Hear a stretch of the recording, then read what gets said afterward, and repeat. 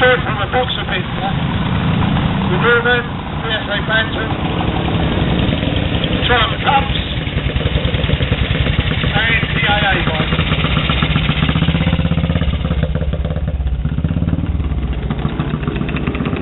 Right, there's loads more out there. Fortunately, they haven't come. There's 10 on down here.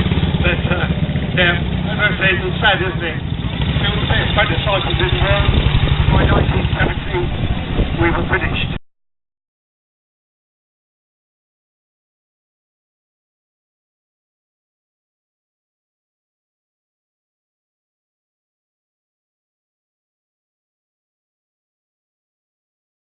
Remember, petrol was a mission when this came out, so you had to have fuels to go with it.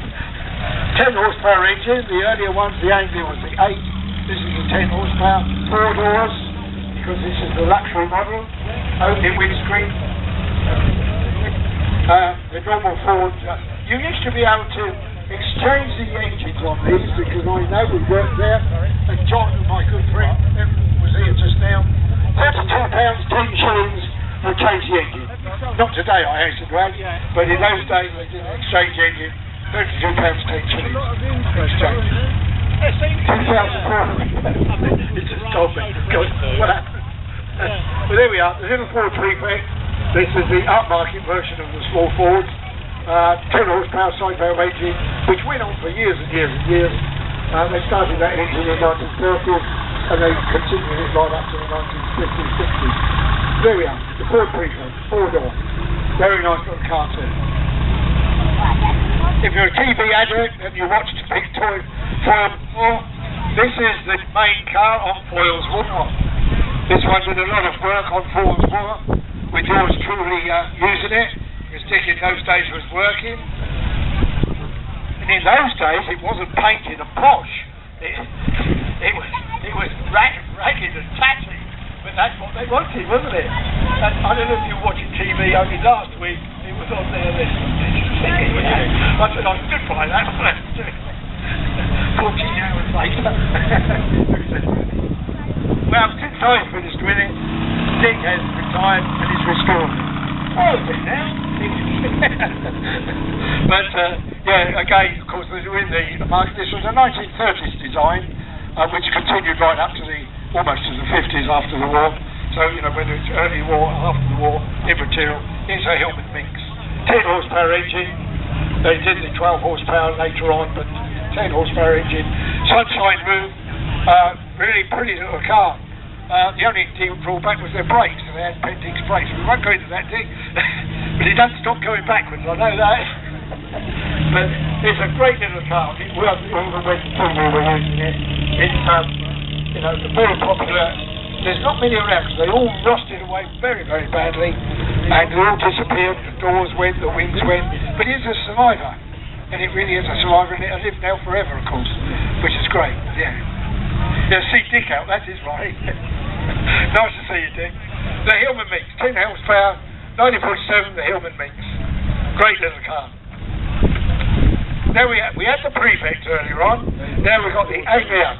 The Anglia came in with an 8 horsepower engine and 2 doors, so it's a cheaper version, but a lovely little car nevertheless, and very popular now to buy. Instead of the 10, it was an 8, 2 doors as I've said. Brand new, I think they were about £300. I think it was about £300. Brand new, £300. You wouldn't take that today for it, I can assure you. But it's a lovely little car. So we've had the Prefect, that's the Anglia. Very nice too.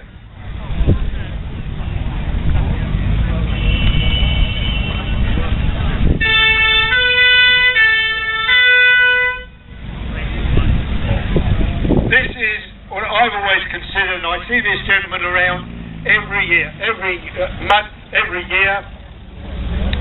It is absolutely magnificent, and it is actually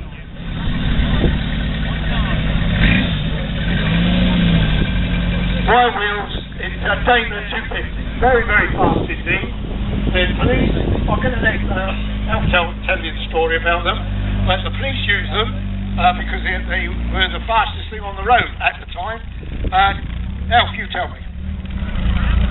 Yeah, this is a 1964 police car, Daimler Dart. It's SP250. They were used by the police to catch boy racers who used to go into the cafes, put a record on the jukebox and try to get back before the record stopped. Every weekend some of these bikers riding Triumphs and Miltons and all sorts would finish up injured or kill themselves. So the police introduced these Daimler Darts so they could catch them. It's got a V8 engine and a top speed of 123 miles an hour. It took them a couple of years to get on top of the problem, but they did work in the end. Well done, Alf. Well, before you drive off, I go around the shows every year just like you do, and I look at all the cars like you do, and I admire the good ones and the bad ones, and I always look at your car, and it's the most magnificent car, turned out, no matter what time of the year, what weather, it is always magnificent. For that, I'm going to give you the Chairman's Cup. Because this gentleman well deserves it.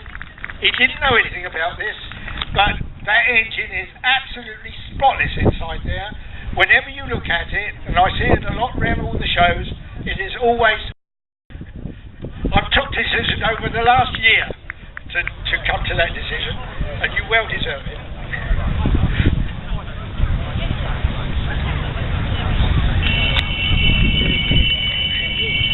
The little Triumph for Ted.